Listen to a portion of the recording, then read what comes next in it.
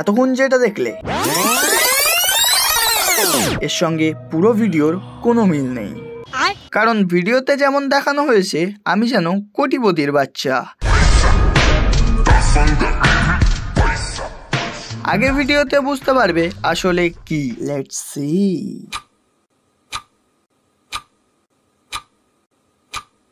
Alright guys, আজকের video এই 1000 টাকা। কম বাজেটের ভিডিও হলে এরকমই হয়। 1000 টাকা নিয়ে মিস্টার বিস্টের মতো ভিডিও বানাতে চাইছে। যাই হোক, ইনি হচ্ছে ইয়ানুর, এই ভিডিওর সেকেন্ড ক্যারেক্টার। আমি টুনিকে দেব ভাই, ও টুনিকে দেব। ইনি হচ্ছেন টুনি, এই ভিডিওর ফার্স্ট ক্যারেক্টার। আর টুনিকে দিয়ে ভাই আমি কি কি কাজ করাবো? ভাই তুই কি কি কাজ করবি?